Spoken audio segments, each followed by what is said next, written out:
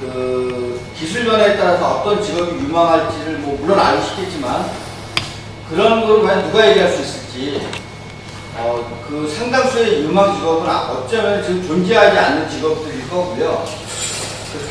저렇게 얘기할 수 있을 겁니다. 현재 일자리에서 그 성격이 어떻게 바뀌고 있는지 그런 얘기를 할 수 있을 것 같고 그래서 제가 얘기할 수 있는 거는 그 일자리 변화에 대한 일련 양성에 대해서 말씀을 드리겠는데 마지막 결론 부분에서 제가 얘기할 부분이 중간중간에 이제 경제학하는 사람들이 보통은 그 에비던스 베이스로 얘기를 많이 하게 되는데 중간에 분석은 뭐 그렇다 치지만 최종 결론 부분에 있어서는 좀 이제 주관성이 좀 들어간 걸 인정하겠습니다. 제가 생각할 때 기술 변화 내용 그 생존 능력이라든지 기술 활용 능력 그리고 그 전문 인력 부분을 좀 그 말씀을 드리고 싶습니다. 평생 교육 이런 사항들. 참고로 저는 그 경제학을 하는 사람이긴 한데 애초에 학부 전공은 통계학을 했고요. 노동경제학을 했고 그 다음에 기술경제학이라는 걸 했는데 제 주 연구 관심 분야는 그 과학수 인력 쪽입니다. 그래서 이공계 인력 양성 뭐 이런 것 좀 관여하고 과학수 기본기획 같은 거에서 인력 파트 같은 것도 좀 관여를 하고 있습니다. 최근에 이제 그 기술 변화에 대해서 이제 이야기들이 많이 나오고 있는데 저 개인적으로는 좀 그 4차 혁명이라고 하는 건 좀 과대 포장된 게 아닌가 싶고 뭐 의미는 많이 이해가 되지만 지금 기술 변화에서 크게 주목이 되는 것은 뭐 인터넷 기술, 자동화 기술 자동화랑 인터넷 좀 다른 거라고 생각을 하는데 인터넷 기술은 저 생각에 정보의 문제고 저거는 지금 기존의 어떤 경계가 다 무너지고 있다는 생각이 듭니다. 칸막이들이. 그리고 저기서 인터넷이 또 굉장히 중요한 그 기술적 요소는 사실 보안 이슈, 시큐리티 이슈가 굉장히 크고요.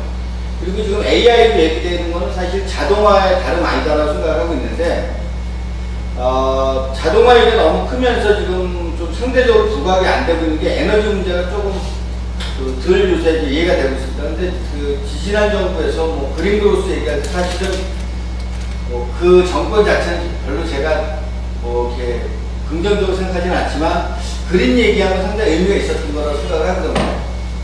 그리고 지금 사실은 그 가려져 있지만 소재 부분도 굉장히 중요한 얘기고요. 그리고 바이오 쪽은 얘기가 나온 지 굉장히 오래됐는데도 불구하고 아직까지도 이제 현실화되는 데 있어서 여러 가지 문제가 있는 것 같습니다. 하지만 저건 굉장히 큰 임팩트가 있을 거고.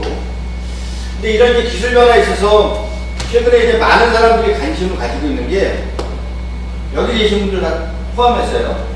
지금 뭐 아까도 제가 교수님이랑 그 앞에 교수님 두 분 말씀하신 걸 들었는데 은연중에 이제 교사의 미래는 어떨까 이런 이제 이야기들도 하시는 것 같아요. 근데 교사뿐 아니라 지금 4차 혁명이라고 얘기하는 데 있어서 사람들이 제일 주목을 하고 있는 거는 딴 사람이 아니라 내 일자리가 어떻게 될까? 우리 애들 일자리가 어떻게 될까? 그 전에 산업혁명이나 이런 거는 남의 일처럼 여겨졌는데 지금 그 오피니언 리더라고 할 수 있는 어떤 전문직에 있는 분들이 위협을 좀 느끼고 있는 거예요. 제가 볼 때는. 사실은 현실화되고 있는 게 법률 시장, 법률가, 의사, 뭐 통번역 이런 부분들의 생각보다 임팩트가 상당히 있는 걸로 지금 얘기가 되고 있습니다. 좀 이따 한번 보겠습니다. 그리고 기업에 있어서 지금 최근에 이제 어떤 일이 있냐면요. 그 근로자 보호라든지 이런 게 등등 있는데 자영업자는 근로자가 아니거든요. 사실은.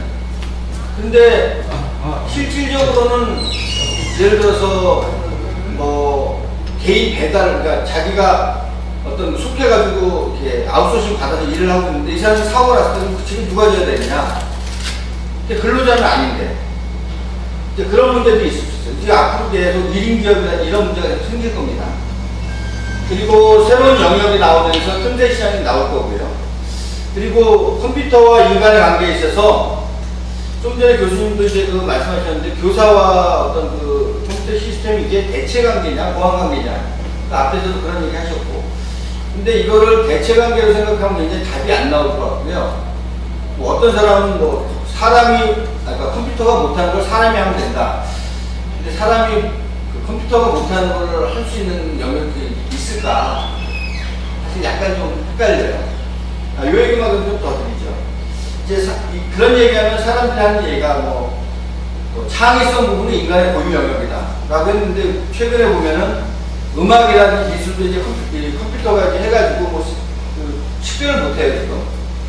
그러면서 이제 근데 또 이제 사람들이 하는 얘기가 컴퓨터가 그런 걸 한 거는 창의성이 없는 거 아니냐.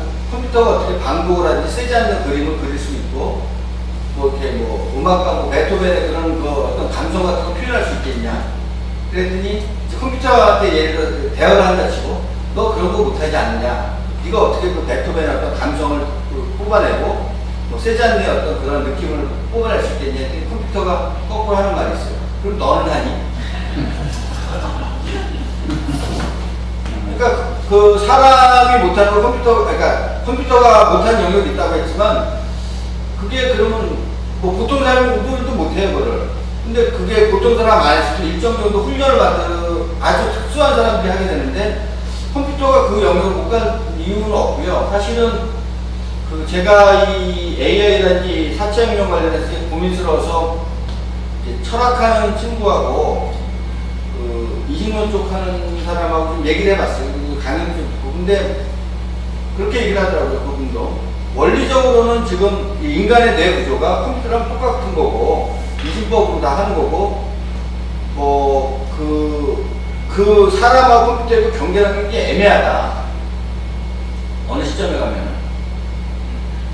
그런 거 볼 때 참 어려운 얘기일 수 있는데, 컴퓨터와 인간의 관계가 과연 대체 관계일지 보완 관계일지에 있어서 저는 이제 후자를 이제 염두에 두고 얘기를 드리겠지만, 여기서 제가 던지고 싶은 말씀은 미래는 그냥 주어지는 게 아니고요. 기획하는 것이고 창출하는 것이라고 생각을 합니다. 그 경제학하는 사람들 중에서 뭐 인력수 전망인에서 예측을 하는 사람들이 있거든요. 근데 예측이라고 하는 거를 또 오해를 하시는데, 경제 전망이라는 예측을 한다는 것이 저희가 그러니까 점 보듯이 뭘 미래가 어떻게 된다 이렇게 하는 게 아니고요. 포사이트라는 이제 용어를 쓸 경우에는 이제 엄밀하게 포캐스팅 포사이트를 구분하는 사람들 같은 경우 포사이트에 대해서 어떻게 생각하냐면 미래를 만들어가는 거라고 생각하는 거예요. 내가 도달해야 될 고지가 저기고 고지를 가기 위해서는 일단 작전계획 짜듯이 중간중간에 어떻게 마일스톤을 어떻게 찍을 것인지, 그런 의미로의 미래는 우리가 만든 것이다 라는 말씀을 드리고 싶습니다. 그리고 제가 이 드린 자료를 보시고 지금 있고요. 지금 122페이지 보고 있습니다.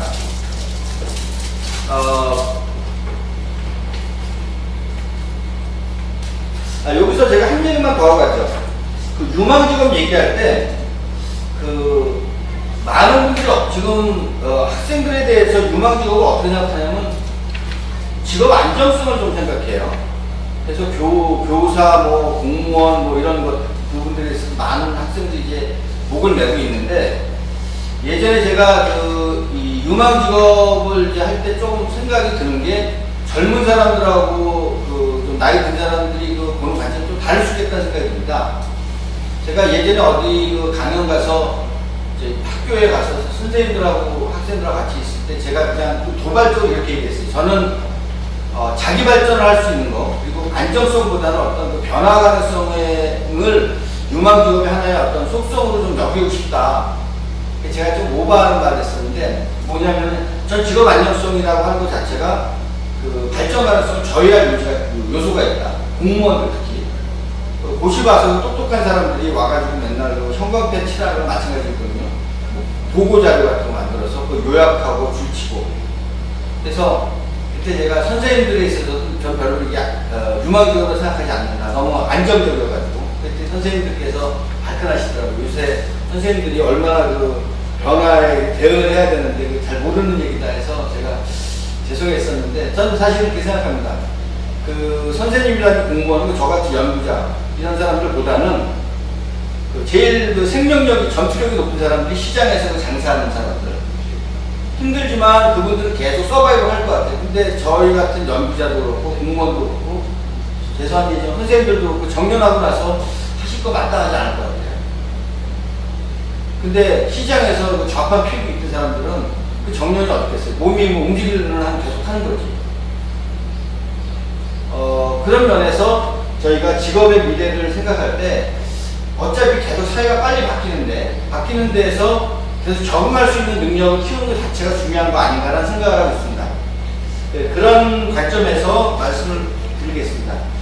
제가 사실 저한테 주어진 미션은 어쩌면 첫 번째 일자리 변화에 대한 이야기가 다일 수도 있는데 저는 그거보다는 후반부 쪽 얘기 좀 더 하고 싶고요. 특히나 대응 방안 얘기 좀 하고 싶은데 듣다 보면 저 사람 경제학자 맞나 하는 생각을 좀 하실 수도 있을 것 같아요. 그런 얘기 좀 듣습니다, 제가. 당신은 경제학하는 사람들이 경제학 얘기를 안 하는 게 아니라 뭐 그냥 사회가 인문학적인 얘기를 하는 것 같다고 얘기를 하는데 일단 뭐 제 주관적인 생각이 좀 말씀드리겠습니다. 크게 네 파트로 구성이 되어 있는데 일자리 변화 논의부터 보겠습니다. 가지고 계신 자료 124페이지인데요. 일단 여기 제목만 났습니다. 그동안의 일자리 논의에서 얘기가 많이 됐던 것은 통상적으로 루틴한 업무에서의 업무 대체성을 얘기를 많이 했거든요. 이게 무슨 얘기냐면은 반복 가능한 일자리에서 이 업무에서의 대체 가능성이고 이것이 전통적으로 갖고 있었던 그 자동화에 대한 생각입니다. 그런데 최근에 그 일자리 논의에 있어서 문제가 되고 있는 것은 저 부분이 아니고요. 사실은 넌 루틴 업무에서의 대체 가능성이 문제가 되고 있는 겁니다. 저게 전통적으로 화이트 칼라들의 일자리였거든요. 그런데 그런 부분들도 대체될 수 있다고 얘기를 했습니다. 유명한 게 논문인데 125페이지 보면 프레인 오스보이라는 사람이 이 얘기를 했고, 그래서 거기서 보면은 10년, 20년은 남을 직업과 사라지는 직업 톱 25개 해서 쭉 밀어 세웠습니다. 근데 저는 이런 거 별로 안 좋아하는데 이게 무슨 의미가 있을까 싶어요. 근데 이 사람들이 한 거는 뭐냐면은 직업에서 그 컴퓨터로 대체 가능성이 높은 것을 서열화시킨 거예요. 근데 이게 좀 어려운 얘기인 게 이 컴퓨터로 대체된다고 가능성을 얘기했다고 이게 정말 대체될 수 있는 건지 여러 가지 조건들이 있습니다. 그리고 이 직업의 변화를 컴퓨터만 영향을 주는 게 아니거든요. 그리고 또 중요한 거는 그 유마 직업이라고 하는 부분들은 사실은 지금 존재하지 않는 부분에서 나올 거거든요. 근데 이거는 뭐 그렇게 그런 부분이 나타날 수가 없는 겁니다. 근데 약간 이게 굉장히 임팩트가 큰 연구고요. 그래서 지금 언론이라든지 이런 데서 유망 직업 뭐 50선, 100선 뭐 하는 게 다 이런 유입니다. 사라지는 직업 뭐 이렇게 몇 개 뭐 확보한 것들. 근데 뭐 이런 게 있다고 한번 보시고, 그 다음 페이지 126페이지 이런 거는 좀 사람들이 또 이것도 많이 언론에 노출된 거죠. 인공지능과 로봇 등에 대해서 대체 가능성이 높은 노동인구 비율 해가지고 이게 그 공급 마케팅입니다. 미국에서 47%, 일본에서 49%. 그럼 당연히 사람들이 생각할 때 그럼 한국은 몇 프로냐?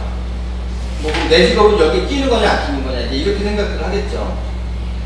일단 이런 얘기가 있고 이거를 이어서 세계 경제 포럼 그러니까 다보스 포럼이라고 얘기하는 거 그 부분에서 2016년에 이제 또 이 프레인 오스본 얘기를 이렇게 이어가지고 하면서 여기서는 또 이런 얘기를 했어요.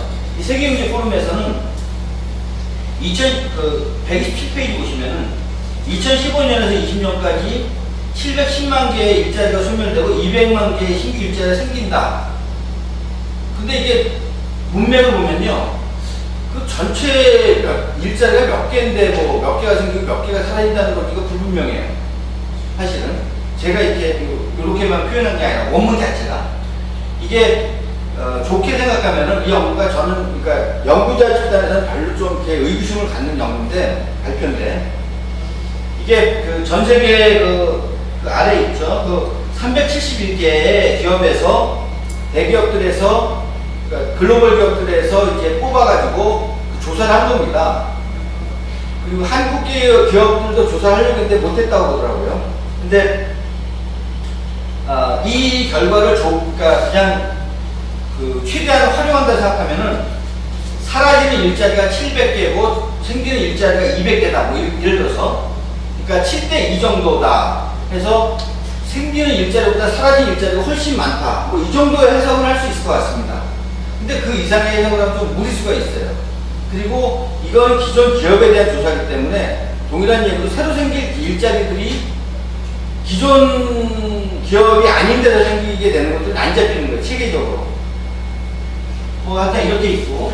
근데 이제 이게 이 프레이어 오스본하고 다보스 포럼 이 얘기가 지금 현재 횡행하는 그 4차 혁명에 대해서, AI에 대해서 일자리 사라진다라는 그 이야기의 진원지입니다. 이 두 논문이. 근데 거기에 대해서 작년에 OECD에서 또 보고서를 냈어요. 이 보고서도 유명한데 이거 상당히 덜 알려졌습니다. 이거는 무슨 얘기를 했냐면 그 위의 얘기들은 직업 단위 분석을 했는데, 물론 그 경우에도 여기서도 프레임 오스본도 사실은 출발이 직무에서 출발해서 직업으로 간 거긴 한데, 여기는 명시적으로 직무를 갖고 얘기를 합니다. 직무랑 직업을 구분하실 수 있는지 모르겠는데요.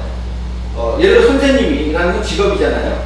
선생님이 하는 업무 중에서 학생을 가르치는 것도 있고, 행정 업무를 처리하는 것도 있고, 무슨 뭐 진로 지도를 하는 것도 있고, 그 하나하나를 다 직무라고 볼 수가 있는 겁니다. 그런데 예를 들어서 선생님 업무 중에서 그 학생을 튜터링하는 거, 뭐 가르치는 것 자체는 기계로 대체된다 치지만 진로 상담을 기계가 해줄 수 있을까? 혹은 뭐 행정 업무를 기계가 할 수 있을까? 그거 또 다른 얘기지 않습니까? 선생님의 그 업무를 그냥 학생 가르치는 걸 기계로 대체된다고 해가지고 선생님 업무가 기계로 대신할 수 있다고 생각을 하는 거는 좀 무리가 있을 수 있는데, 그 실제로는 그 직무에 있어서의 그 대체 가능성을 이제 보게 되면은 얘기가 많이 달라집니다. 129페이지 보시면은 그 프레임 오스본과는 달리 9%의 직업만이 자동화될 것으로 전망을 하고 있다라고 지금 하고 있어요. 그리고 여기가 이제 OECD 평균이고요. 그 한국은 7% 정도밖에 안 나옵니다. 그래서 한국은 생각보다요, 그 AI나 자동화에 대한 영향이 적을 걸로 보고 있어요. 제가 사람이 많지 않으니까 맨날 이제 선생님들 질문하시는데 제가 한번 질문해 볼게요. 교수님한테. 그 OECD 평균이 자동화로 대체될 수 있는 인력이 9%라고 이제 분석을 했는데 한국이 7%가 나왔거든요. 네. 왜 그럴 것 같아요? 이제 답이 있습니다. 이것입니다. 아, 학년자가 많아서 그렇다고. 이력도 있고요. 네. 여기 이제 써놨네. 근데 어떻게 보면 한국은 이미 자동화가 이미 많이 됐어요. 이미 자동화가 많이 돼서 자동화로 대체될 수 있는 부분이 크지 않은 것도 있고요. 그리고 이게 저학력 사회에서 대체가 큰데 한국은 굉장히 고학력 사회입니다. 그리고 동일학력에 있어서도 자동화가 대체되는 게 사회마다 좀 다르거든요. 한국은 그게 낫대요. AI를 자동화가 가능히 시작할 수 있어요. 다른데 사실 크게 보면 같은 맥락으로 볼 수가 있는 게요. 아까 제가 여기서 얘기했을 그 전에 자동화는 기계가 근육을 대신했거든요. 근데 AI가 대신하는 건 지금 어떻게 얘기를 하냐면은 뇌를 대신하는 걸로 보는 거예요. 신경계를.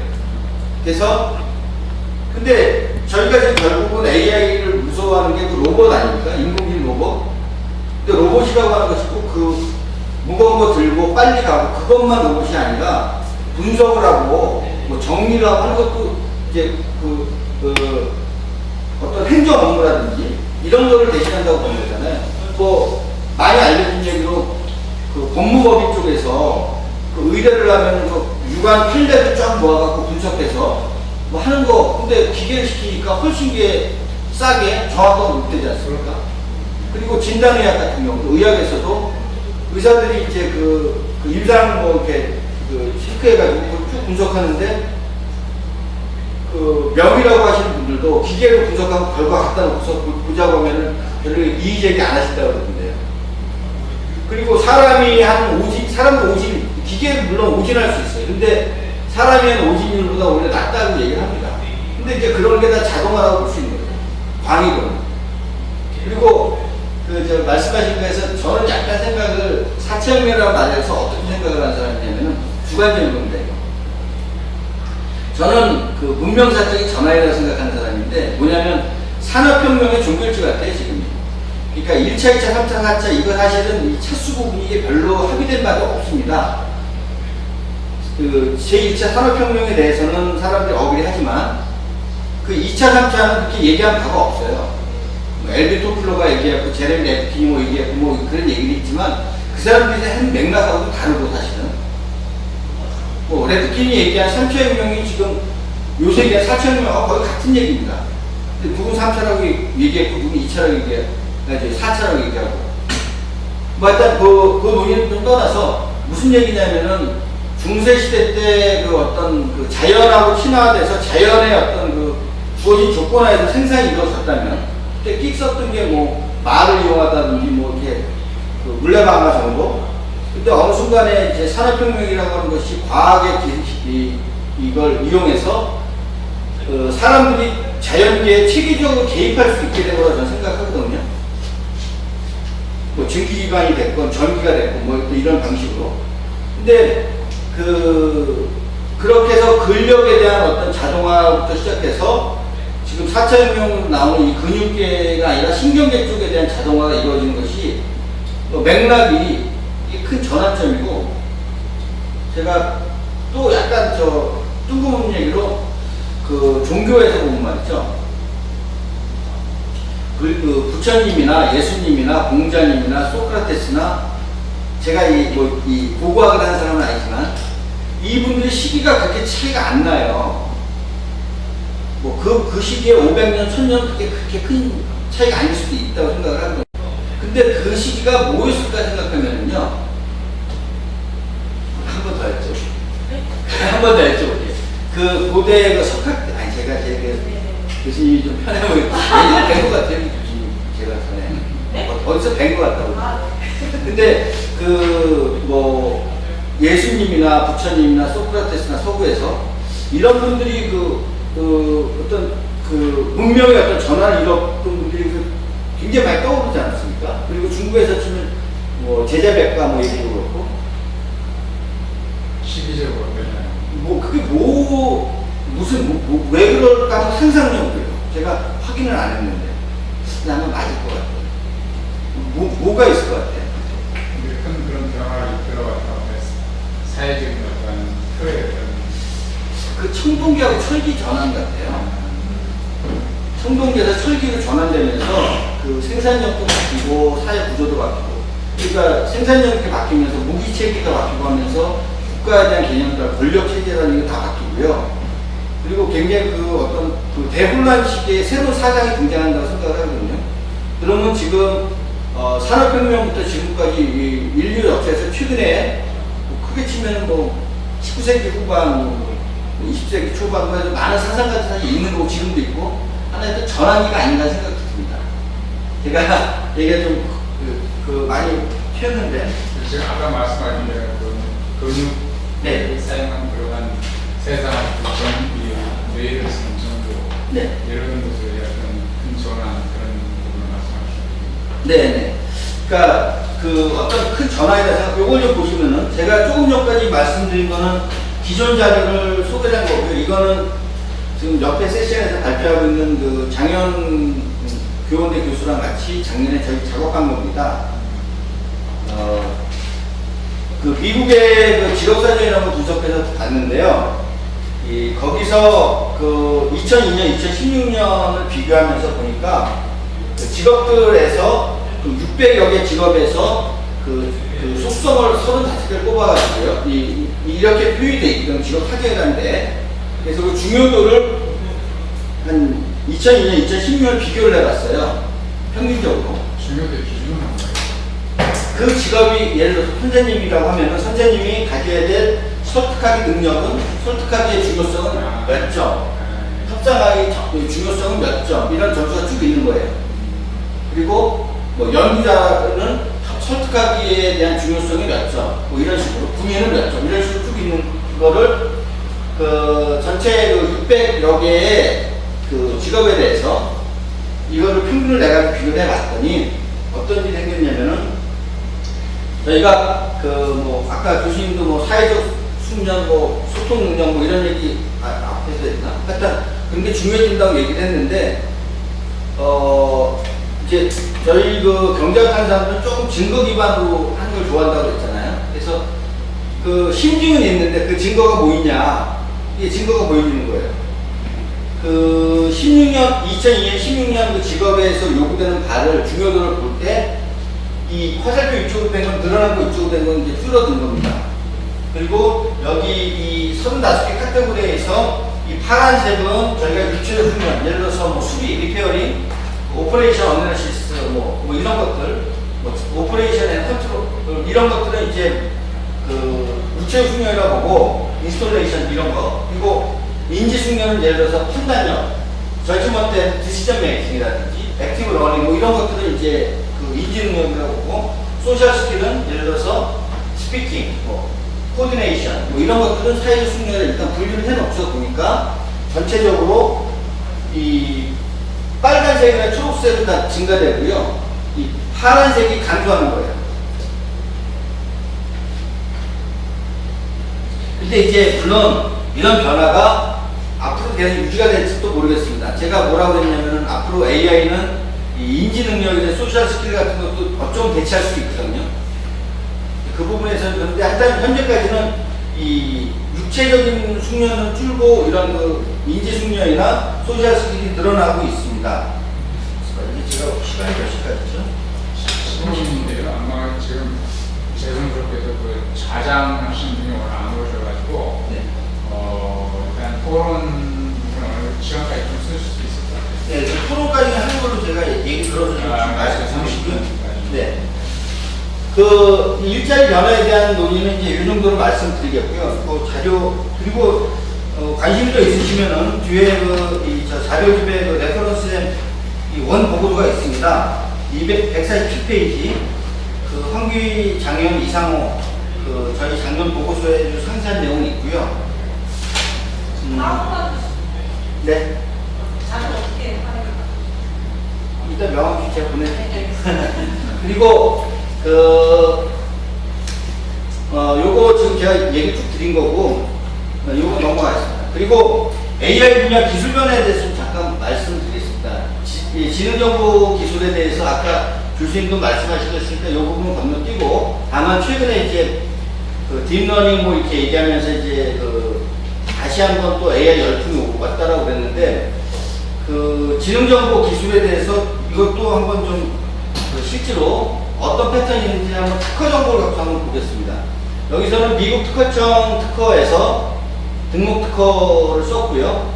그 특허 분류가 저기 701 클래스에서 이제 데이터 프로세싱 아티피셜 인텔리전스로 이제 분류가 된 것들을 데이터셋을 구성해서 봤습니다.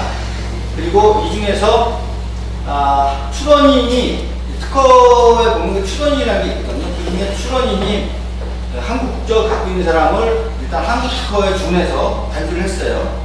그래서 그렇게 해서 그 패턴을 한번 본 거예요. 어떤 일이 있는지 보겠습니다.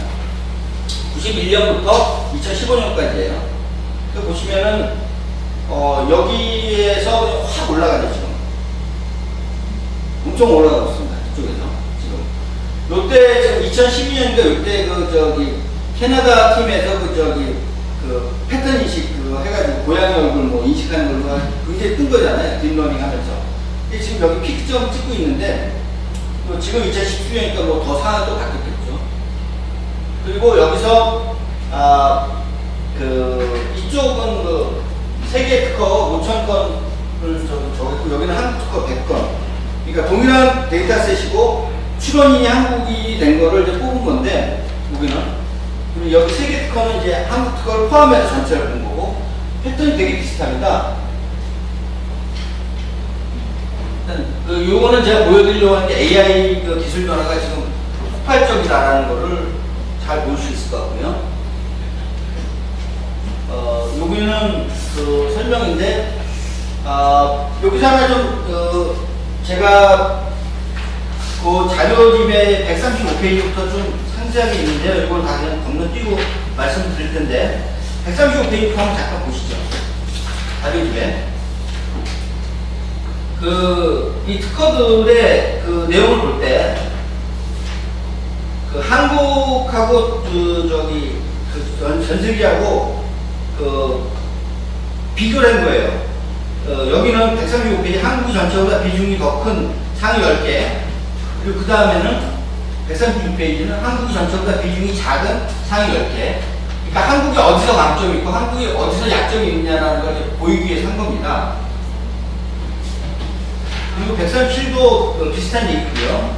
137, 138 그리고 139페이지에는 그 미국 그 NSF에서 과학재단에서 그 기능정보 쪽으로 투자하고 있는 거, 연구개발 지원하고 있는 거 현황을 좀 다운받아서 본 거예요. 그래서 이걸 보니까 어떤 얘기를 할 수 있냐면 한국은 상대적으로 일단 여기서 보신 것처럼 전체적으로 이제 한국 비슷해요. 근데 패턴은 근데 한국 상대적으로 뭐 다 우리 생각하는 바지만 하드웨어 중심으로 발전하고 있고 응용 쪽이 좀 약한 거예요 저희가. 그래서 근데 앞으로는 한국도 이쪽 응용 쪽이 같지 않을까 생각이 들고 요 얘기는 그런 얘기입니다. 근데 지금 현재 한국이 상대적으로 약하지만 앞으로 이게 결국 가야 된다고 생각하면 예를 들어서 이런 부분들이 앞으로 유망 직업에 해당이 될 수도 있어요. 그게 뭐냐면은 데이터 처리, 금융 부문의 응용, 뭐 교육 부문 응용, 보안 부문의 응용 이런 응용 파트가 저희가 약하다는 얘기입니다. 그리고 제가 개인적인 생각으로 한국이 굉장히 이제 강한 것이 그 의학 부문에 굉장히 강점이 있거든요. 그래서 한국이 그 시범적으로라도 의학 부문을 중심으로 해서 지능정보기술의 우선적 확대를 도모한다면 세계적 경쟁력이 좀 있지 않을까. 워낙 그 똑똑하신 분들이 의대를 많이 가고 있는데 그 임상의학만 할 게 아니라 그 사람들이 이걸 활용해서 이 AI랑 접목시키면은 충분히 우리가 생산이 있겠다. 이런 생각을 하고 있습니다. 여기서 말씀드리려고 하는 응용 부분에 대해서 우리가 좀 더 들어갈 필요가 있다는 얘기를 드리겠고요. 그리고 141페이지부터 143페이지는 저희가 조사한 사항이 있는데 AI 대응 정책의 중요도와 시급도 이 부분 그냥 넘어가겠습니다. 이 조사를 한 거는 그냥 추기만 말씀드리면은 저희가 분석을 하면서 이제 그 AI에 대해서 이제 어떤 부분들이 중요할까 그리고 인력 양성을 한다면은 그 저희 이제 선행되는 분석에 있어서 나온 주요 결과가 그 창업 교육이 굉장히 중요하다고 생각을 하고 있고 그 인지 숙련, 사회적 숙련 이런 것들이 자세한 말씀은 안 되지만 본문에는 있었습니다. 이게 고숙련 직종에서만 이게 중요한 게 아니고요. 저숙련 직종에서도 이게 중요합니다. 그리고 또 현장에서 재숙련을 위한 것도 굉장히 중요하고요. 이런 것 중에서 뭐가 더 중요하냐, 뭐 이런 걸 물어본 거예요. 예를 들어서 했는데 그렇게 뭐 한 30여 분한테 물었는데 그렇게 썩 나이스하게 나오진 않았습니다. 사실은. 일단 저희가 여기서 나왔던 이런 사항들이 연구에서 이제 나온 결과들이었고요. 아마 오늘 제가 제일 하고 싶은 얘기 사실이 마지막 부분인데 AI 대응에 있어서 어떤 부분이 뭐 유망 산업이다, 유망 직업이다라는 얘기보다는 이런 변화에 대해서 어떻게 대응을 할 것인가라는 게 중요하다고 생각되는데 여긴 좀 어떻게 보면 주관성이 좀 있는 얘기입니다. 여기저기서 좀 얘기를 하고 같이 디스커션 하고 있는데 일단 제 생각에 기술 변화에 대한 대응한 생존 능력 자체를 좀 키워야 되는 거 아닌가라는 생각을 하고 있거든요. 기술 변화에 대해서. 근데 기술 변화에 대한 생존 능력의 기본적인 사항은 일단 저는 정보 문해력이라고 생각을 합니다. 이 정보 수집이라는 분석 능력이 있어야 되고 제가 그리고 인공지능에 비해서 저희가 기계에 대해서 잘할 수 있는 것 중에 하나가 사실은 저는 소통 능력보다도 더 중요한 게 공감 능력이라고 생각하거든요. 최근에 사람들이 의료소통 능력이라고 얘기하면은 자기가 얘기하는 걸 생각하고 있는 것 같아요. 저가 생각할 때 그게 의사소통 능력이 아니고 남의 말을 들어줄 수 있는 게 그게 사실 소통 능력의 핵심이라고 생각을 하고 그게 되려면은 사실은 들으려면은 뭐 좀 기본적인 게 좀 있어야 된다고 생각합니다. 다방면에 대한 경험이라든지 기초식 이런 것도 필요하고 저는 사실 초중등 교육에서 그런 면에서는 기능 교육보다는 인문학 교육이 더 강화돼야 될 것이 아닌가 그런 면에서 좀 생각을 하고 있고요. 144페이지 보고 있습니다. 그리고 생존 능력에서 또 하나 중요한 것이 저는 자기학습 능력이라고 생각합니다.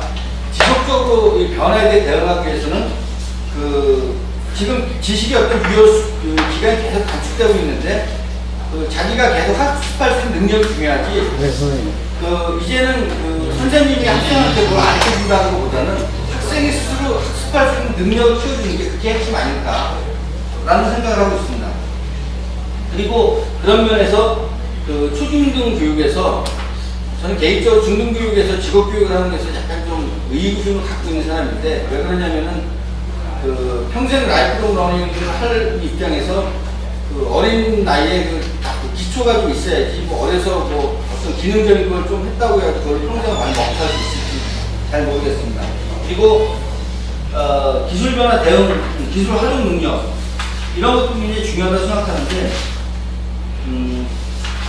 특히 여기서는 제가 생각할 때는 창업 능력 같은 거 굉장히 좀 강조하고 싶고요. 그리고 아까도 코딩 교육 말씀을 하셨지만 저는 사실 단편적인 프로그래밍보다는 사실 수학이라든지 논리적인 거 그리고 활용할 수 있는 능력이 더 중요한 거 아닌가.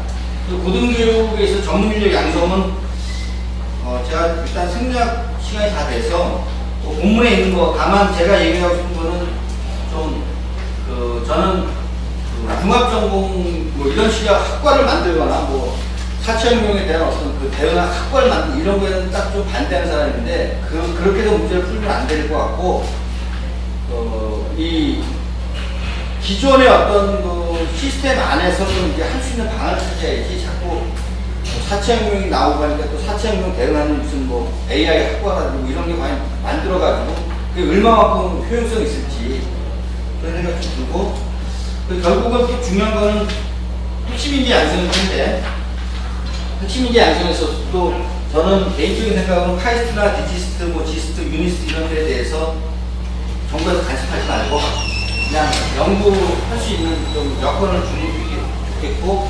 평생교육에서는 더 여기 이퀄리티하고 이퀄티는 좀 다르다고 또 얘기를 하는데, 평생교육이 지금 생각하면 훨씬 더 강화돼야 되고 많은 사람을 안고 가는 그런 시스템이 돼야 되지 않을까 싶습니다. 제가 말씀을 더 자세히 못 드렸는데요. 드리고 싶은 얘기는 결국 AI 시대의 기술 확산과 일자리 변화에 있어서 일자리가 변하는 것은 분명하고, 근데 일자리 변화에 있어서 어떤 직업이 유망할지 하는 것을 찾기보다는 일자리 변화에서 지속적으로 요구되는 역량이 무엇인지 그걸 채워나가는 것이 맞다고 생각을 하고 있고요. 그리고 그런 과정에 있어서 정부도 그렇고 좀 근시안적인 것보다는 좀 길게 봐야 되지 않을까 생각하고 있습니다. 두서분 말씀